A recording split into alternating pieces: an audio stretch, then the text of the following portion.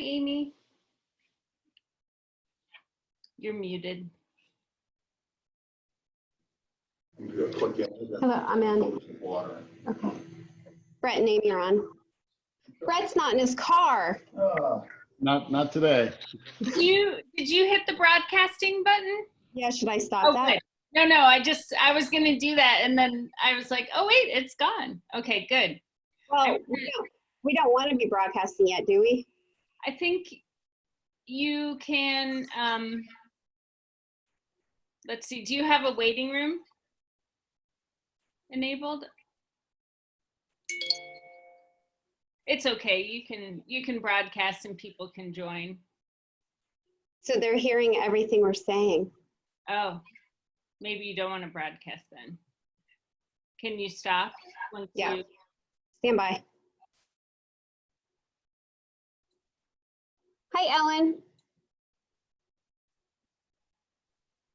Oh, Ellen's muted. Unmute. Okay, she's unmuted. Hello, everybody. Hi, Ellen. See you again.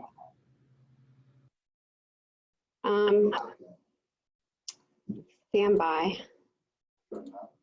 No, I'm talking to myself.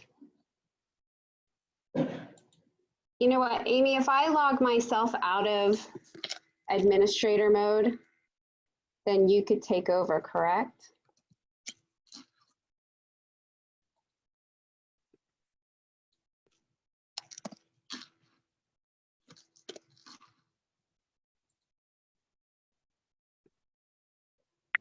Nice backdrop. Ellen? I figured I'd go with Washington Monument today. With the Saturn V on it. Exactly. Back when we didn't have to socially distance. It's hard to believe it was only a year ago. We had 250,000 people on the mall. Right. And they were happy. And unafraid. Yes, exactly.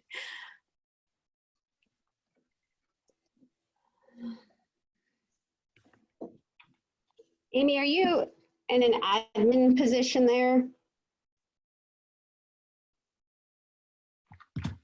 Amy? I muted Yes. Amy. Okay. So can you stop the broadcast? I don't think so. Okay. Hello. Hi, Greg. Hi, Greg. Hello. So, Ellen, is that your backyard? Exactly. I have the Washington Monument in my backyard. I can confirm that the audience is able to hear. Okay. Let me stop that. I decided to go with my background versus my messy office.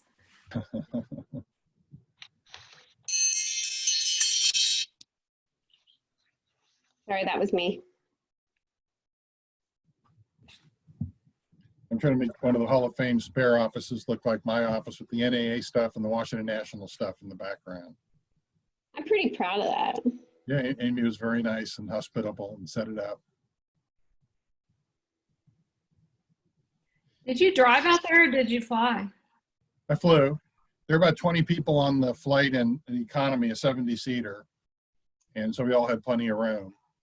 Everybody on the flight wore a mask. The passengers in DCA, about half to 2/3 had masks, so a little disappointed. And then in Dayton, when I walked through baggage claim, almost nobody had one, but I don't check bags, so I just got out of there. And then the rest of it's all, just like home, basically. Okay. Amy? Yes. I am logged out as administrator. Okay. Just so everyone knows, right now we're live. Our voices are being brought, pictures are not. And I think that's totally my fault.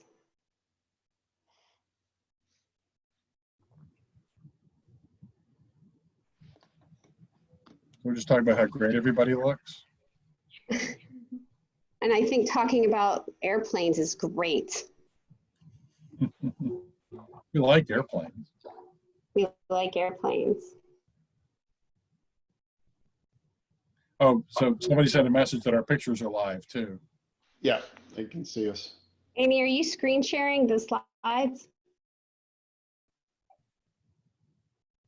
Yes. Because they're seeing us and not the slides.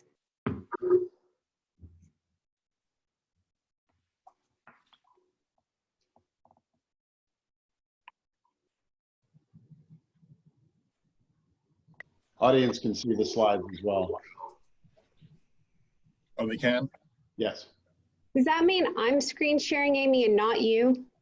No, it just means that they can see the panelists along the side of the screen, and they can see the screen share of the slides that I'm Oh, showing. you want it that way. Oh, good. This is why I don't do technology. This is why I'm not on Blue Origin's team.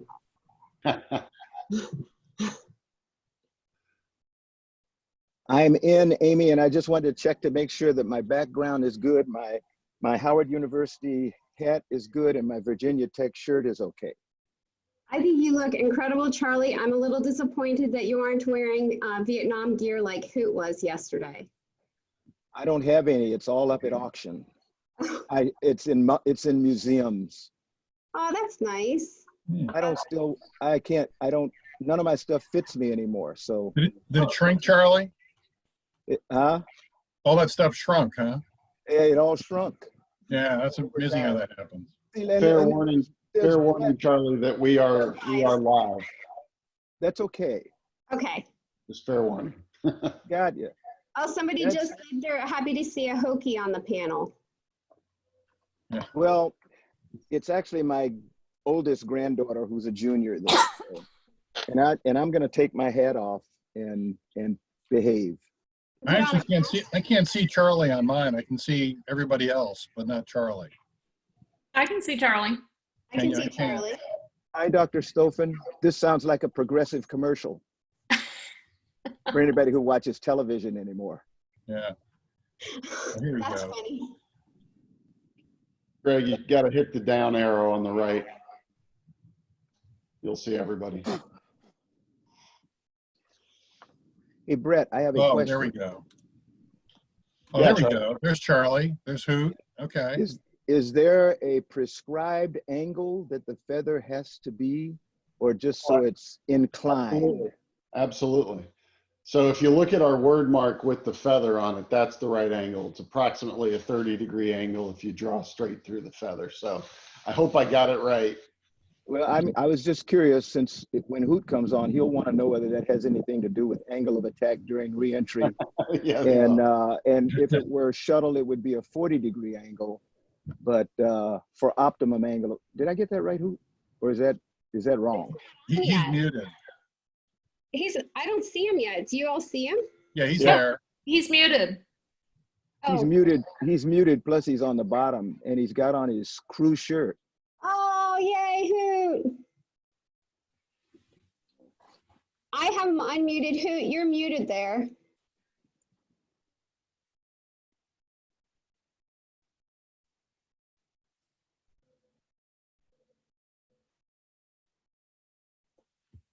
Did Amy freeze? Nope. Good. Okay.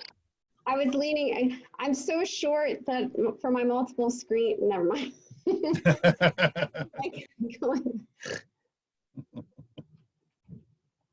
I think we have 1 minute, Amy. We have about 50 people joining us so far. Yeah, about a minute and a half, according to. Now it looks like Charlie's muted.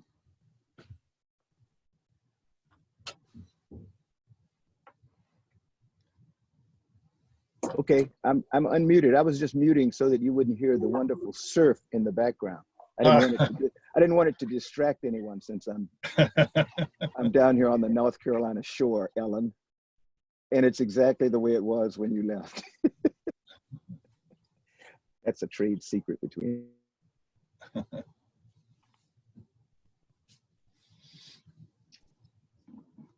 Oh, numbers just keep on flying up.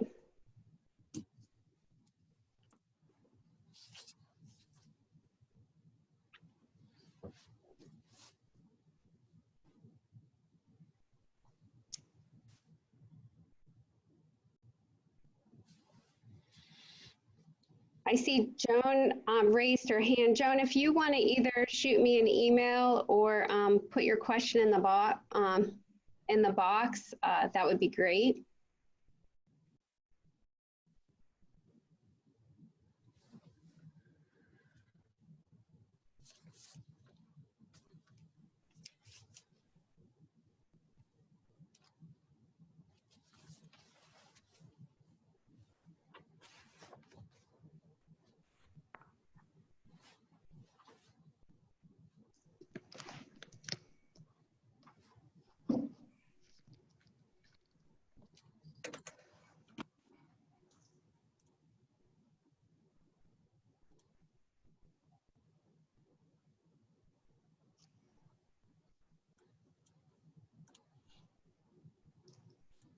We're at 11 o'clock. Should we go ahead and get started? Because we're going to be hard pressed to stay within an hour as it is. Good, Greg? Yep. Good panelists?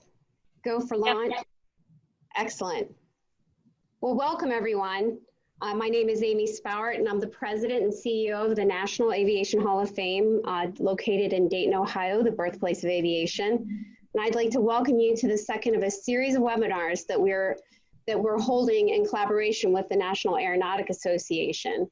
Our missions intersect because we get into the legendary people of aviation and honor them, and the NAA is responsible for all those remarkable achievements and awards in aviation and aerospace. To learn more about our organizations, please visit our websites. I want to give a shout out to Dr. Mark Carney, who's a physics chair at Bryanston School in Dorset, England, who's attending with some of his pupils. So we have an international reach today. And also let you know that members of the Hall of Fame and the NAA received advance notice of today's webinar. They were able to sign up early. If you want this chance, please join one of our organizations today. We're working on a reciprocal membership program, and you know, very worthwhile organizations. If you care about the legacy and the future of aviation, this is where it all happens. Gibson, who is one of our panelists today, kindly donated his time and energy and signed a bunch of prints for us. And we offered the opportunity to 25 NAA members and 25 Hall of Fame members to win Hoot Gibson's signed print. Today, I'm happy to say that our winners are NAA member Chris Amundsen and Hall of Fame member Donna Miller. We actually sent those yesterday. You should have them tomorrow. Our next webinar is going to feature Patty Wagstaff as well as other aerobatic pilots, but right now Patty is a Hall of Fame enshrinee and an NAA awardee. We adore her, and it's going to be a really good time. So hopefully you can join us. During the webinar today, please feel free to put those questions in our chat box, and Greg and I are going to work very hard to incorporate those. So please feel free to send in those questions. And without further ado, let me introduce our panel. Dr. Ellen Stofan has served as the John and Adrian Mars Director of the Smithsonian's National Air and Space Museum in Washington, D.C. since April 2018. She has 25 years experience in space-related organizations and research in planetary geology, including 4 years as NASA Chief Scientist, serving with some guy called Charlie Bolden. Dr. Ellen has published extensively and has received multiple awards and honors, including the NASA Distinguished Service Medal. Major General Charlie Bolden had a 34-year career in the United States Marine Corps that included over 100 combat missions in Vietnam, flying as a skilled test pilot, traveling to orbit 4 times as a shuttle astronaut. And as if that wasn't enough, in 2009, Charlie was nominated by President Barack Obama, confirmed by the US Senate as the 12th NASA administrator. During his time at NASA, Charlie led a national team to advance space exploration. He is highly decorated, including the Distinguished Flying Cross, but most importantly, he was inducted into the National Aviation Hall of Fame in 2017. Captain Hoot Gibson served in the United States Navy for 27 years. During that time, Hoot amassed over 14,000 hours and over 160 types of civilian and military aircraft. He also has over 300 carrier landings. In 1978, Hoot was selected by NASA to become a shuttle astronaut, in which he flew 5 missions, 1 as pilot, 4 as commander. After retirement, Hoot became a commercial airline pilot for Southwest. He became a national champion air racer and is currently an active aviation consultant. Last but certainly not least, Mr. Brett Alexander is the Vice President, Government Sales for Blue Origin. Mr. Alexander served as the Senior Policy Analyst for Space Issues in the White House, President of the Commercial Space Flight Federation, member of the NASA Advisory Council, member of the FAA's Commercial Space Transportation Advisory Committee, and is the recipient of the National NASA, how many times am I going to say that today? Exceptional Public Service Medal. Brett holds bachelor's and master's degrees in aerospace engineering from the University of Virginia. And of course, joining me today is Greg Principato, who is the president and CEO of the National Aeronautic Association. I think we're going to go ahead and get things started with our first poll question. Everyone, fingers at the trigger. Would you go to space if you had the chance? Go.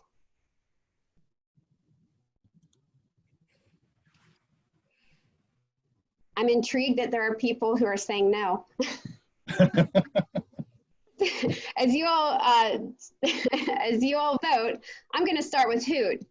Hey Hoot, how did you answer this question? Hoot's all muted.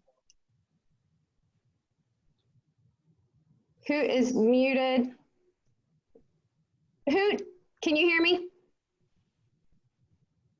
I show I'm unmuted. Are you muted on that side? Hoot. Let's try this. One of the participants has said that they can hear us. Hoot, can we hear you now? I can hear me. Oh, There good. we go. Did you turn it up a little bit? Okay, all right, I guess it's working then, right? There we go. So Okay. Hoot, did you answer the question? Well, yes, I did, but I guess I was muted. But absolutely, I would go to space tomorrow if I had the chance. I had a dream about 2 weeks ago that I was assigned to another space flight, and I remember being elated that I was going to get to go back to space for the 6th time. So absolutely, I would go. Were you scared? No, you get that question a lot. When you're sitting there on the launch pad, aren't you guys nervous? And I'm sure Charlie will say the same thing. Yes, you're nervous about one thing.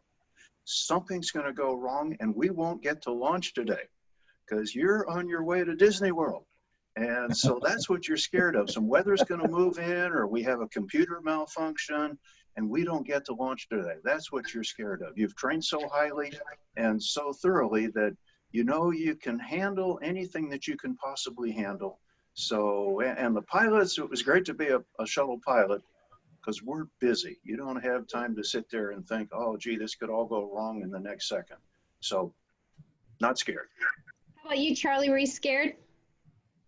I always use the term apprehensive, but it's the same thing that Hoot's talking about. You're apprehensive because there's so much in the space shuttle. Brett's going to talk a little bit about Blue Origin later on, and I think they have really, I hope they have really simplified vehicles such that the complexity for the crew is not quite what it used to be. But we had thousands of switches, and I was amazed that we moved every one of the thousands of switches over the course of a flight. And you, as particularly the pilot and the commander, had to be very familiar with all the systems on board, and you were always apprehensive that you were going to do something wrong and put your crew in jeopardy. So that was what I would say I was nervous about. And it turned out it was good to be that kind of nervous because Hoot and I went to work immediately on launch on our first flight within seconds of launching. But Charlie, there's a Charlie Leoka who's in on I just wanted to respond to his comment about why there were some people who said no. He said there are people who are 70 plus and realistic. I'm 70 plus and I really want to go. And my reason for wanting to go is a deal I made with the late Senator John Glenn, who some of you may know, most of you know, flew his first space shuttle mission and his last mission to space at the age of 77. And he and I made an agreement that I could not fly again until I was 77, so that I would be the second data point of someone who was an octogenarian. So for any of you who are 70 years or older, join me and Hoot in going back to space, because we need to be able to provide more data from octogenarians. So Amy, let's go ahead and throw up that first picture of STS-61C, where social distancing was not necessarily practiced, but look, they wore masks. Good job, everybody. In 1986, this was his second flight, first as commander, and this was Charlie's first flight. Amy, go ahead and go to the next slide. Hoot, why don't you tell us a little bit about Hoot's Law, and then why don't you tell us a little bit about Charlie on the launch pad? You shared a story with me. Oh, golly. I'll tell you, Charlie was amazing. We flew together, and it was, as you mentioned, Amy, it was my second mission, first mission as mission commander, Charlie's first trip to space. And Charlie kind of alluded to it a moment ago, but within 30 seconds, we had indication of a serious malfunction, and all the switches to handle it and all the procedures are over on Charlie's side of the cockpit.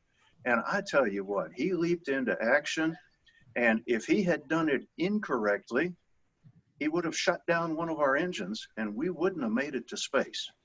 And the outcome of this potentially serious malfunction that he was working could have been the same thing, that engine, we'd lose one of our engines and could not make it to space. And so he had to do everything perfectly, which he did. And I was so impressed with him, and always have been very impressed with him. But Hoot's Law was, and I made this law because I messed up something very serious. I killed my whole crew. It was a 61C training in the simulator, and we got to solid rocket booster separation, which happens at 2 minutes. And the simulator team gave us a separation inhibit, which means they're not going to come off for at least another 12 seconds or so. Meanwhile, we're carrying all that dead weight. So quick as a flash, I reached down, flipped the switch into manual, hit the separate button, only I had grabbed the switch for the fuel tank and not the solid rocket boosters. So the orbiter says, okay, you want off the tank? I'll have to shut all your engines down. So it shuts all the engines down, separates you from the tank. The only place we could go from there is into the Atlantic Ocean. So I killed my whole crew. And I afterwards looked at that and said, okay, why did that happen? That happened because I was in a hurry. That happened because I was working alone. I wasn't being backed up by the rest of my crew. And so Hoot's Law is, things might be bad right this moment, but you can always make it worse. And the ways you do that are by rushing and by working alone. And so I came up with a rule that anytime I was going to touch a switch and do something that's irreversible, I'm going to put my fingers on the switch and I'm going to say, I'm going to flip this switch. Somebody else on the crew had to say, I see it and I agree. And only then would I flip the switch. And so in our training, we set ourselves the goal of flying our entire mission and never missing a single switch. And in a 6-day flight, we missed one switch. So we didn't do it perfectly, but we did it pretty well, I'd have to agree. It's because of, once you've messed up big time like I did, you learn from it. And so that's where Hoot's Law came from.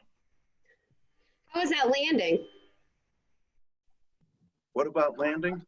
How was that landing that day? Well, the landing was interesting because we were supposed to land at Cape Canaveral right at daybreak, right at sunrise. And for 3 days in a row, the weather was no go. And so finally on the 3rd day, Mission Control said, okay, guys, we give up. Take it one more orbit around the Earth and land out at Edwards Air Force Base in California. So my first landing as mission commander was an unplanned night landing. And it was only the second night landing of a shuttle. And this was the 24th launch of a space shuttle. Now, having said that, Charlie and I could see this coming, that if we didn't land at the Cape at our planned opportunity, every other landing we had, every other landing opportunity was a night landing. So Charlie and I did the majority of our training at night. because if you can land it at night, then you can probably land it during the daytime. So it was a little bit of a surprise, but it wasn't as big a deal as we try to make out of it. Hoot didn't answer your question, Amy. It was perfect. I think we're going to play 15 seconds of a little something you and Hoot sang through Houston for that. Amy, why don't you go ahead and roll a couple seconds of this?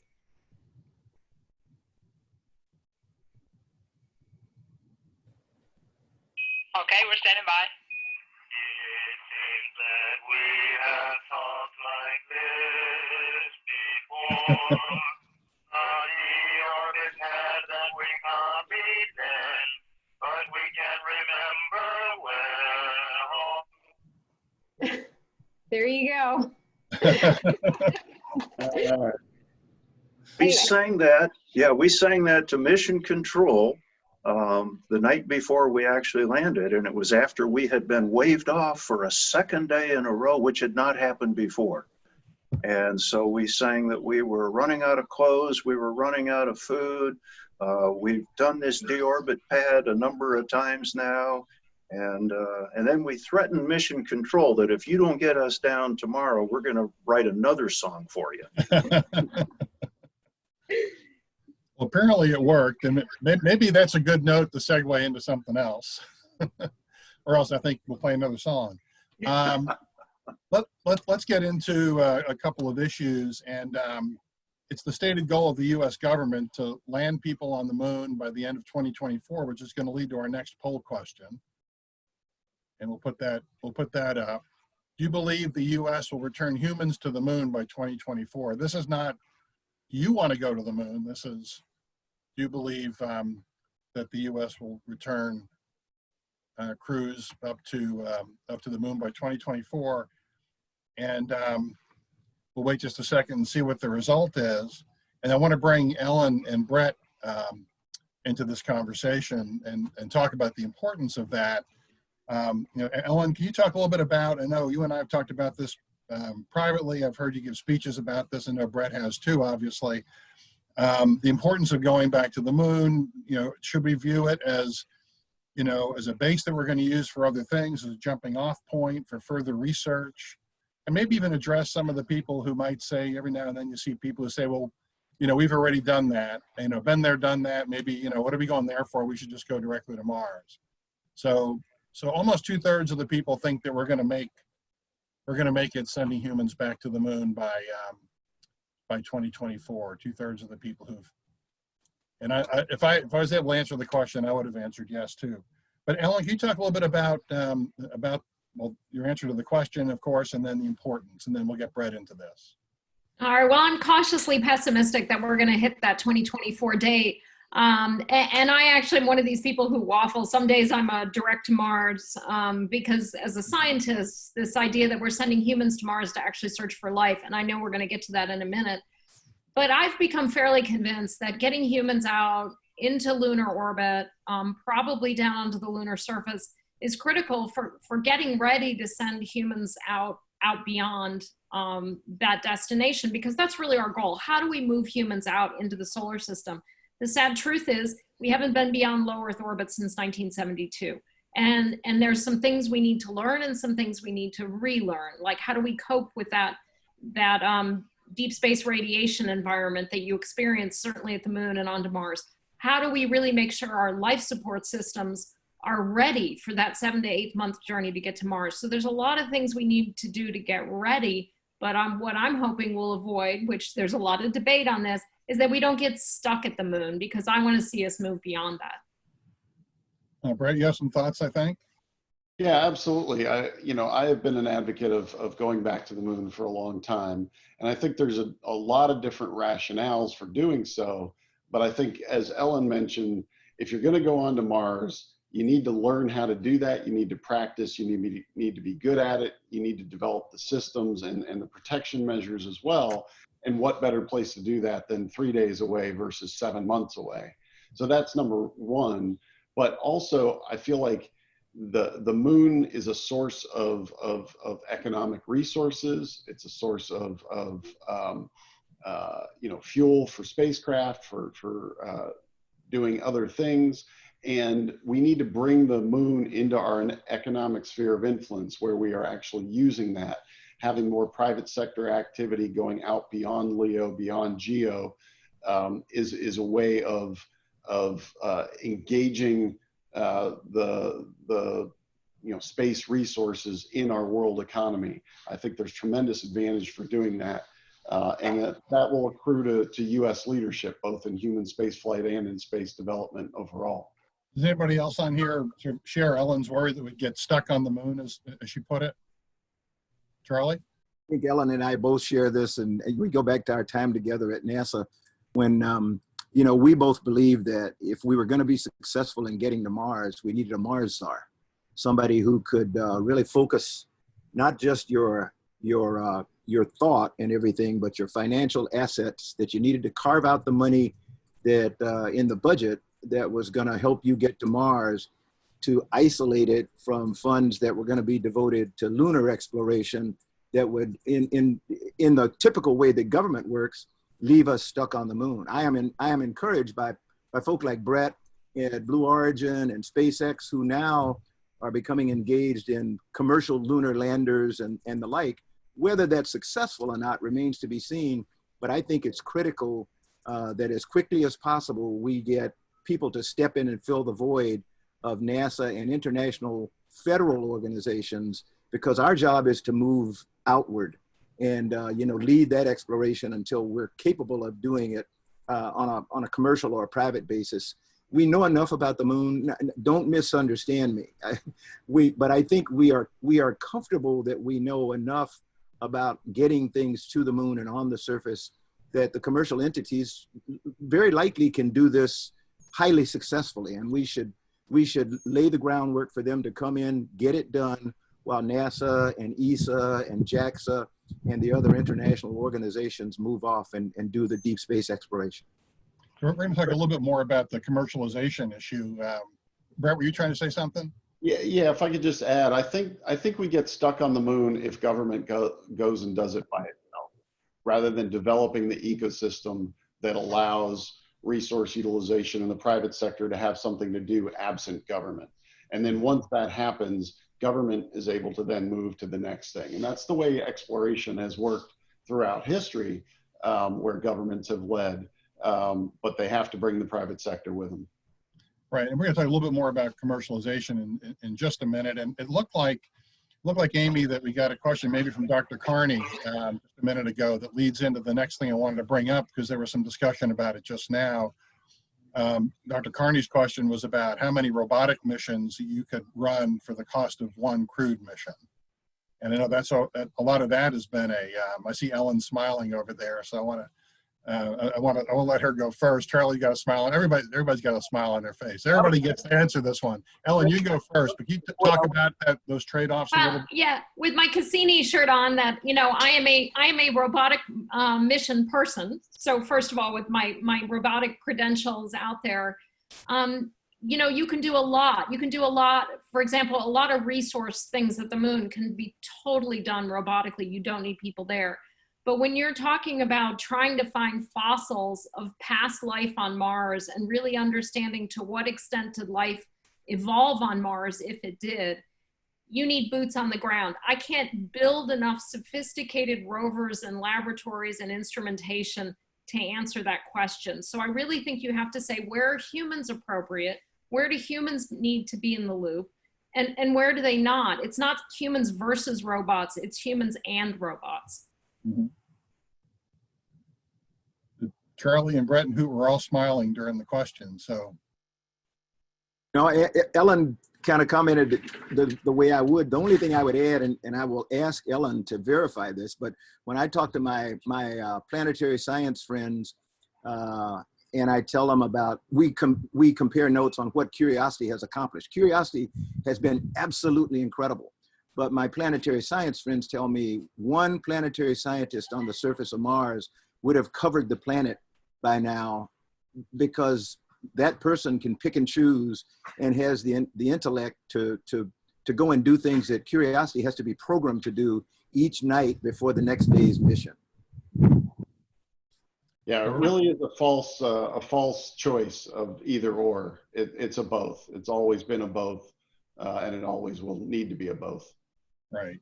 I think we're going to talk a little bit more about making some of the political case. I mean, there'll always be these discussions, I guess, if, especially Brett, like you said, if the government plays the central role, there'll always be discussions about resources. Either Hoot or Ellen want to say anything further about this? And Mars was mentioned. That will lead into the next set of questions and discussion. Well, yeah, from Hoot, what I would say is I don't have anything to add to it. They have nailed it very, very thoroughly. And you know, Ellen mentioned learn and relearn. And Brett mentioned we're only 3 days away as opposed to 7 or 8 months away. So golly, they've nailed it. They really nailed the whole case. Well, and I want to get to Mars, and we're going to do that want to get to Mars figuratively today, but literally at some point, obviously, as a race of people. But what has Brett got up his sleeve? Oh, yeah. The third poll question, Amy got a poll question put up there. So, do you believe humans will reach Mars by 2034? And we picked this date, 2024. We picked for the moon because that's the stated policy of the government. We picked 2034. It's 10 years later. So I'll be interested to see what the answers. We all will be. What the answers are. I mean, we talked about Mars for a long time. You know, Ellen, I know you spent a lot of time thinking about this. I've heard your presentation about the first woman on Mars a couple of times, and so maybe you have a comment. And then I want to turn to Brett for a discussion. Oh, here we go. 70. So more people think we will get to Mars by 2034 than think we'll get to the moon by 2024. Is anybody else besides me surprised by that? Yeah, very Combination of answer. Yeah. That's interesting. Yeah, and I think it's important to remember there's a difference also between can and will. And I think the can is an easy one, right? It took 8.5 years.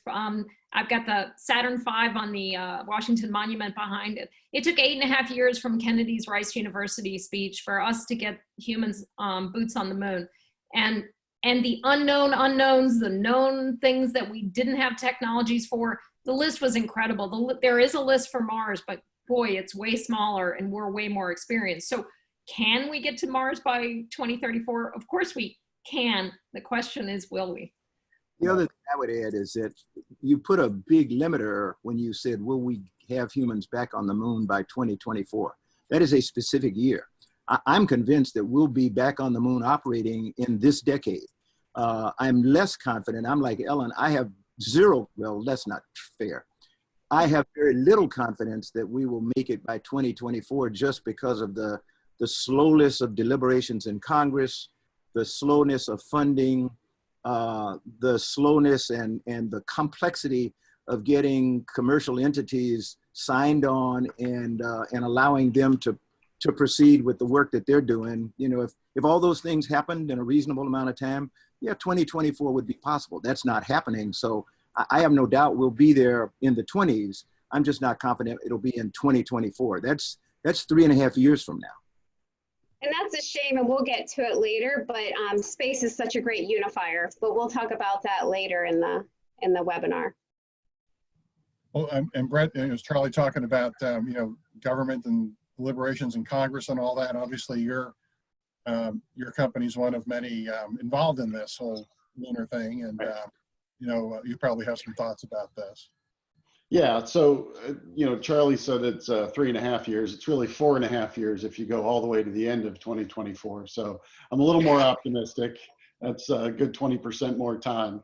And, you know, and the conversations with Congress and with industry are proceeding. And so from a Blue Origin perspective, you know, we won one of the contracts for the human landing system, and we are aggressively moving out with our partners on the national team, which are Lockheed Martin and Northrop Grumman and Draper, all of whom have existing systems through Orion and through Cygnus and others that feed into this. So it's not, as Ellen said, we are building on, we are so much smarter, we have the knowledge, and we're also building on existing systems.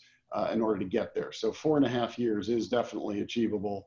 But you're right, Charlie, we do need Congress, we do need NASA, we need the administration to continue to move forward smartly and fund it appropriately as well. You know, I want to talk a little bit more about Mars in a minute, but Brett, I know, you know, I always like to say to people that space looks easy on TV. We all sat there a month ago and watched everything happen, and you know, shuttle launches. When I was, you know, old enough to remember Alan Shepard going up, you know, in 1961 on my birthday, and so it all looks easy on TV. We all know it's not. You know, there's a lot that goes into it, and there are a lot of different factors too. And Brett, I know you've got a couple slides you want to share about some of the different factors we need to keep in mind, and we can use that as a jumping off point for the rest of the discussion. Great, thanks. You know, I really the time that we're in now is a real time, or a real inflection point, time of transition for space. It's definitely that way on the human side. Next chart, please. But there's new technology everywhere. We're seeing boosters that are landing. We're seeing vehicles, much larger vehicles that are being developed. We've also got different concepts like air launch and small satellites versus big, you know, billion-dollar spacecraft. And then we have private human space flight now through the NASA Commercial Crew Program with both Boeing and SpaceX. So we really do have new technology. Next slide. You know, we also have new players with new business models, right? We have more traditional government contractors, but we also have companies that are building systems in partnership with the government in many cases, but in a different way.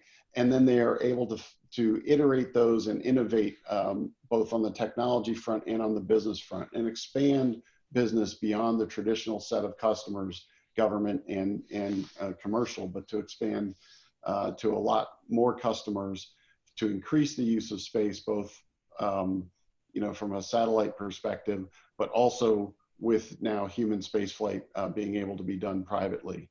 Next chart. You know, what we also have on the national security side are new threats, and those new threats require new responses. So we have seen China and Russia be much more aggressive in space, because they know that we have advantages that are asymmetric, that we get a lot of our advantages militarily from space. You see this quote by General Raymond here, who's the Chief of Space Operations for the Space Force, you know, that other nations have turned space into a warfighting domain. We are now having to play catch up, if you will, with Space Force to respond to that, to protect our ability to use space, and also to protect it as a global commons, if you will. Next chart. And finally, you know, all of that together provides a new imperative for US leadership, right? We have China on the moon with rovers. We haven't been to the moon in 50 years. We were there with people. No one has done that, but others will be doing that.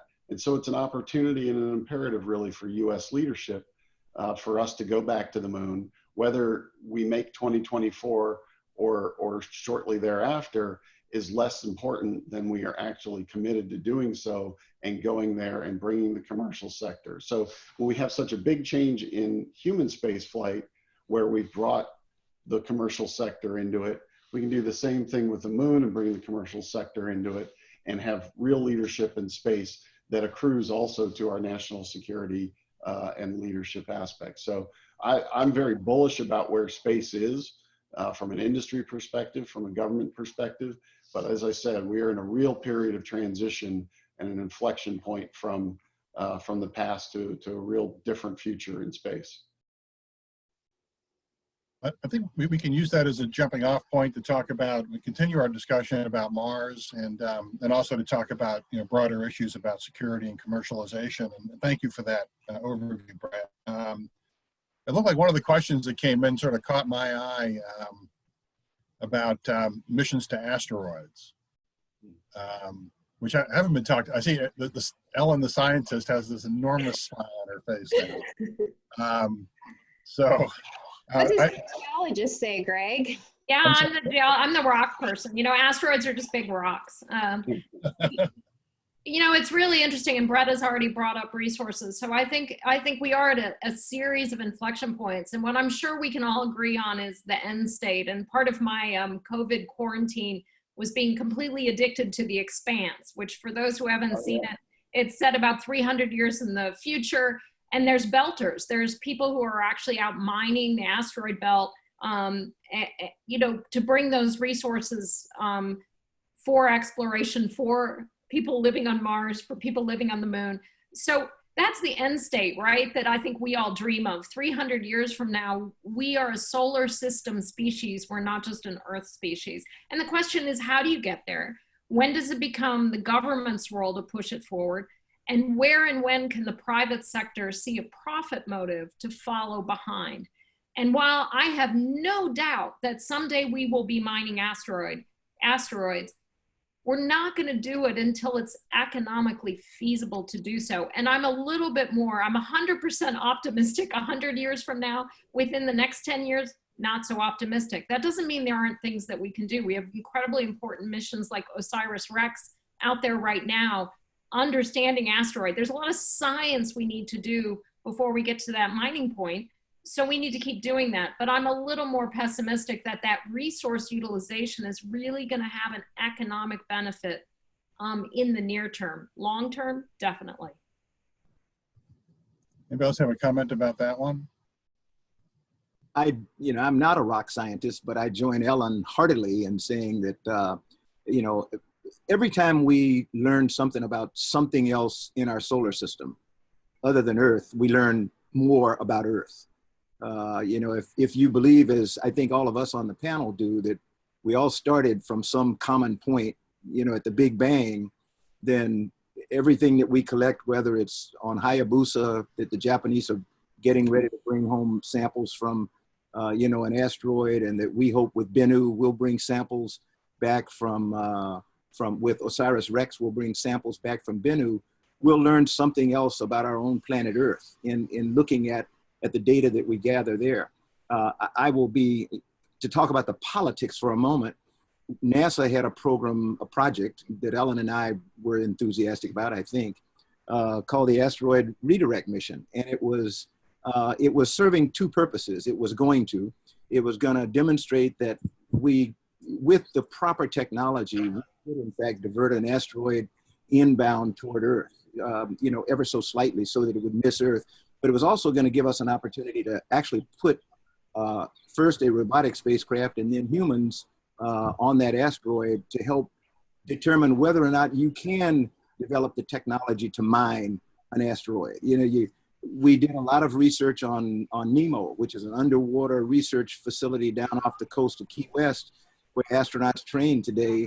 And we spent years just going through the simulations of what it would be like to operate on an asteroid. So we have laid the groundwork for that, but we could not get support from Congress. I mean, we couldn't get past step one. And there were also planetary scientists who were not enamored with the project because of the what goes on in the science world of everybody believing it's a zero-sum game. If I put money into the asteroid redirect mission, I'm not going to get money for Mars. If I put money into Mars, I'm not going to get money for Venus. So Ellen can talk more about that, and but that's life.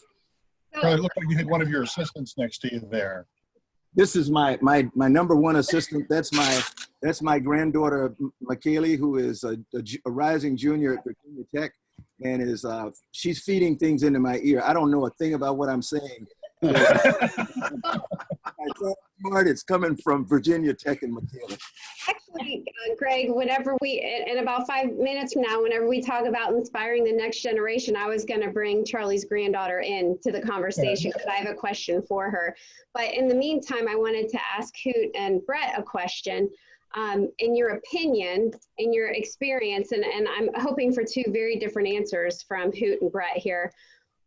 I mean, clearly, everything follows the money, right? I mean, that's what Ann Cedarquist, one of our attendees, is wanting to know how to ensure consistent financial support to allow NASA and the private sector to get the funding needed.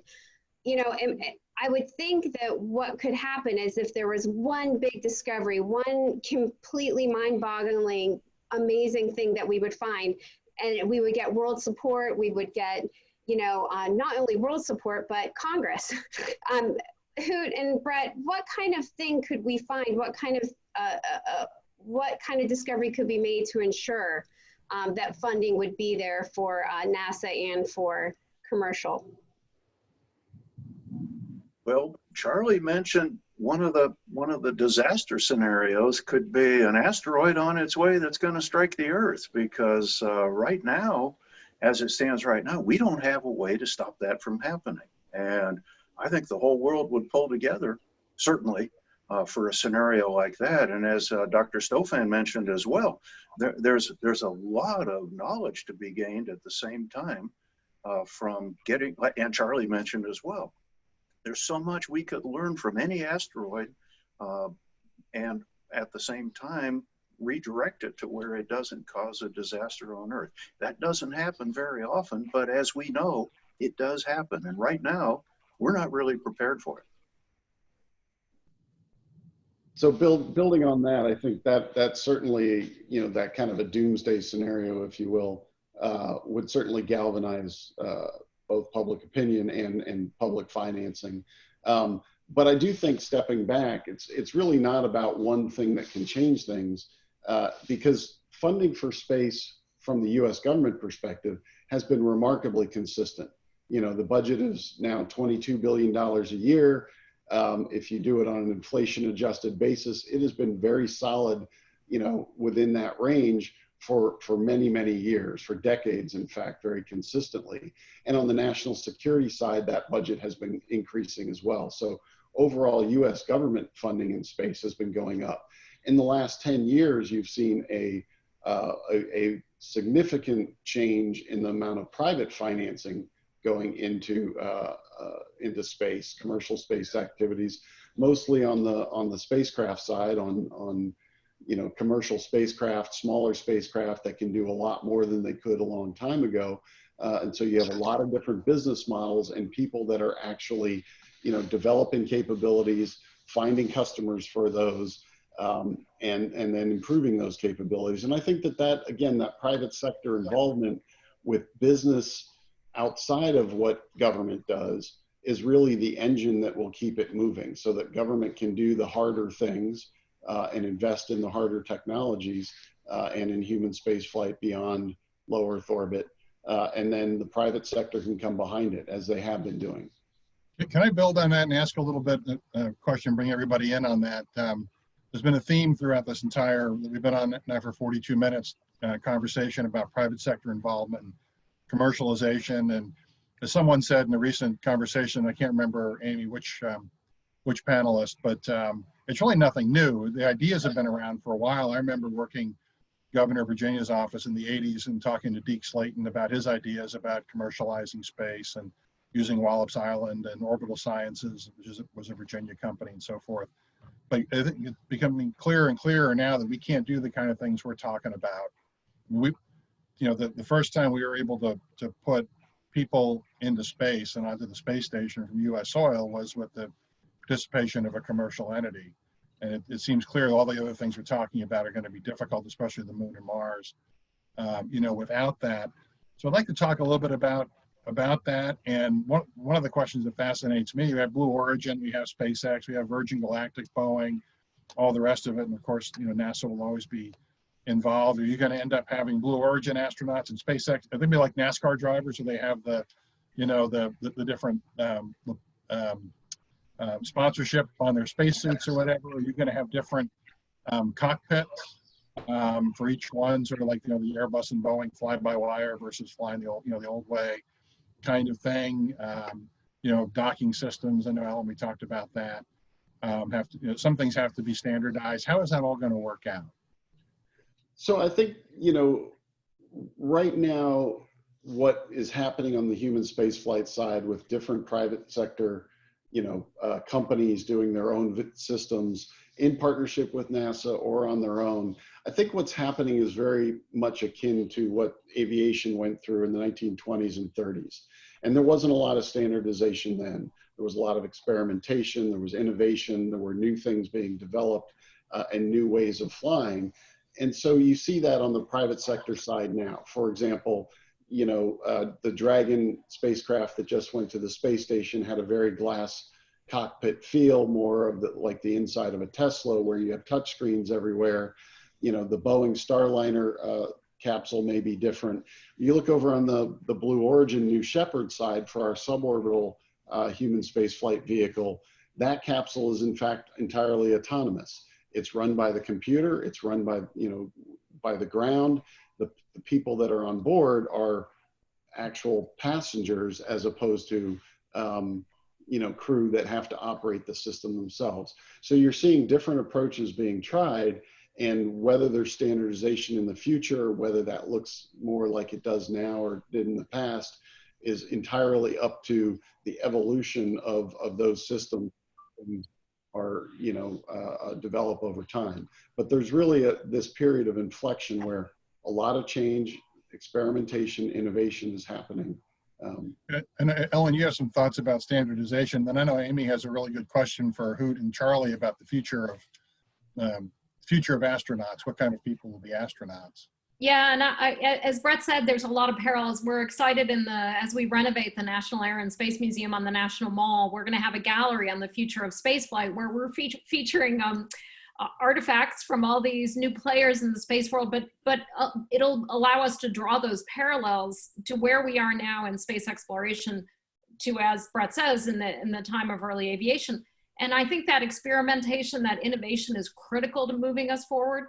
But as we talked about, you know, there are areas where you have to have standardization. You can't have everybody have their own docking adapter, or they won't be able to all dock to the same port on the International Space Station.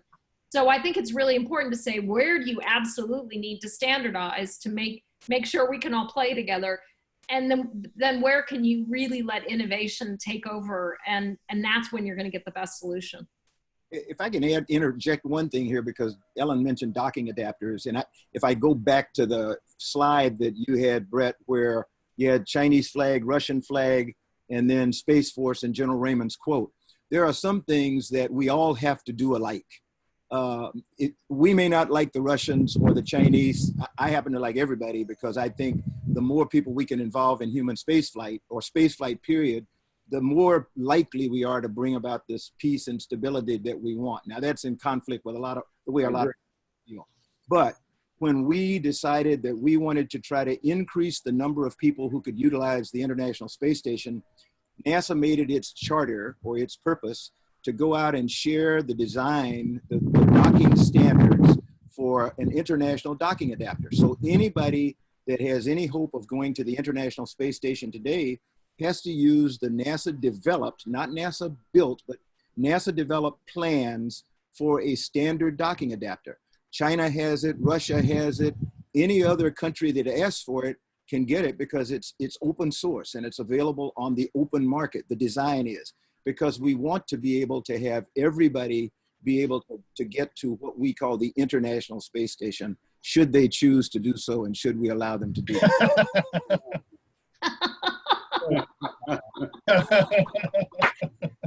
I'll vote for you. Yeah, I'll vote. We're all there. Me too. We all should play together, absolutely. This wasn't on our agenda here, but I just want to ask, how many different space shuttles did you fly? 2, 3? Well, I flew 4 of them, because Yeah. I flew Challenger first mission. Charlie and I flew Columbia. Then I flew Atlantis. Then I flew Endeavour. And I should have flown Discovery, but I flew Atlantis a second time. So it ruined my whole space career. I think the only person that flew all 5 was Story Musgrave. I could be wrong, but I know Story flew all 5 of the shuttles, but I only flew 4 of them. Maybe So, Frank. were the cockpits different? Were they all the same, or were they different? The one that was different was the one that Charlie and I flew, which was Columbia. And of course, it was the first one to go to space. And so it had some instrumentation panels that weren't all operational when we flew it, but still it had a little bit of difference in the cabin. It was, I think the orbiter was 7,000 pounds heavier, if I remember, Charlie. So it was a little bit beefier than the other ones because there was a little bit of uncertainty about the flight loads and also about the thermal protection system. So Columbia had some differences there. From what I remember, all the rest of them were as identical as you could possibly be. Charlie probably saw Yeah. probably saw the same thing, maybe not. Yeah, no, I'd agree with what Hoot said. The big difference for me, and again, Greg, you and I talked about this a little bit the other day when we were warming up, the fact that, you know, as test pilots, really don't care what the cockpit looks like until you get in it. And we're trained to be able to adapt. And I think that's what Brett was alluding to, the fact that if you put a qualified person in the cockpit, it won't take them very long to adapt to what's there. What is difficult is to develop the muscle memory to know which way to reach if something goes wrong. So that's the concern that some people have about wanting a standard cockpit. The difference in the shuttles, and I think it's gonna be really interesting to talk to Doug Hurley and Bob Benkin when they come back, because I think now that we're on a new crewed vehicle, they made comments about the ride being significantly rougher than shuttle, almost as if it was like Soyuz, which would not surprise me because they're on a single stick. And what I mean by that is they're on a system that has the rocket underneath, the crew module on the top. This is what killed Ares 1, to be quite honest. And they have different modalities, and I'm getting way out of my league here, but they vibrate in different ways. They respond to forces in different ways. And so you have the crew module that's shaking and rattling different from the launch vehicle itself. And in the cockpit, the crew feels something that's, I mean, with Ares 1, we actually began to believe that the crew might not survive the vibration going on because we could not match a Boeing crew module or a Lockheed crew module to a Boeing launch vehicle. So there you have what I know, which is not much. Well, with only 10 minutes to go, we're gonna go ahead and kind of wrap things up with sort of the future and where we're going. You know, our fourth poll question is, you know, what do you believe is the best reason for space exploration? You know, the whole goal of the National Aviation Hall of Fame is to take people like Charlie and Hoot, who have lived exceptional aerospace lives and dedicated their lives to furthering aviation, not just doing one thing and then stopping or having a one-time event, but to actually live a life that they have built and built and built to have this legacy, this history. And so we want to make sure that everything they've done is always recognized. And that's really what the NAA does as well. And they do it with records. And so, you know, the Collier Award, you know, various trophies, you know, people aspire to these things. So let's see, so the number one choice there, scientific knowledge, interest, that's very interesting because that's not what I would have predicted. You know, I said earlier, you know, Charlie said that space is a vehicle to unite humanity. And we actually have a question from the audience that says, is there a path for an aspiring commercial space applicant? So how do we, and I'm going to throw this out to Brett first, you know, how do we reach backwards to look forwards, and how does one become a commercial space person? Well, you know, commercial space companies are growing very quickly. So Blue Origin was 75 people when I started with them 10 years ago, and we're 3,000, over 3,000 now. We're growing very quickly. We're developing capabilities rapidly, just as SpaceX and Virgin Galactic, Virgin Orbit, and a lot of other companies are. So becoming a commercial space person is not really it's not a small field, but you want to know what you want to go into. Do you want to be the engineer that builds something? Do you want to be on the business side with an MBA? Do you want to be on the government relations side or the sales side? You know, so when you think about space, those companies, it's really not just about whether you're commercial or not, because all of the space companies that are doing things are all working with government and all working with commercial customers and all working engineering or the business side. So there's plenty of opportunity out there. We are looking for the best and brightest, and we're hiring. We have hired so many people during this COVID period. We've hired several hundred people that have, been interviewed, gotten job offers, and started all from their homes in COVID. So things are moving very rapidly still. Well, and so Ellen, to follow on with that, I know at the National Aviation Hall of Fame, we don't just recognize, pilots, we recognize engineers, designers, even aviation artists. I know we both have a love for Keith Ferris, who inspires through his art. So as we're looking forward, how do we get more girls and people with diverse ethnic backgrounds involved in looking forward and getting involved in STEAM, STEAM fields? To me, this is the most important issue we try to address at the National Air and Space Museum. How do we make the engineering, computing, the sciences look more like our population? Because if we don't, we're leaving talent on the table. We're not going to solve the big challenges. We all want to get to Mars, but we need everyone to help us get there.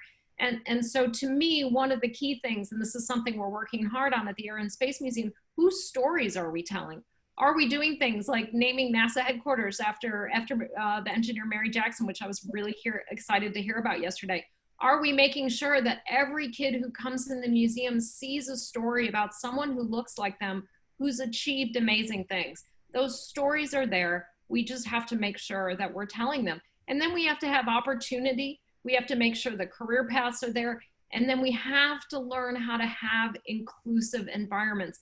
As we've seen from the racial problems that have really been tearing this country apart over the last month or so, we have deep-seated issues that we need to address. We need to talk out. We can't not talk about these things anymore. And Charlie gave an amazing interview in space.com last week that I really urge people to go read. Can I add one thing, Amy?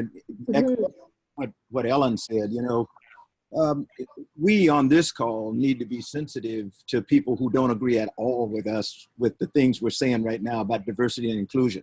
There are literally thousands of people out there who don't buy it. They don't think it's important at all. Because all of us have been associated with business, we know that diverse organizations are incredibly well-performing organizations. And we know that when we have diversity of race, gender, sexual orientation, ideas, we get a really strong organization. But we have to be sensitive to people who don't agree with us. There are going to be some people who are going to really push back at Jim Bridenstine in getting permission to name NASA headquarters, for one of the hidden figures, but it didn't have a name before. So don't get all wrapped around your garter strap saying that, well, we took somebody's name off the building and put this black woman's name on there. That is not what was done.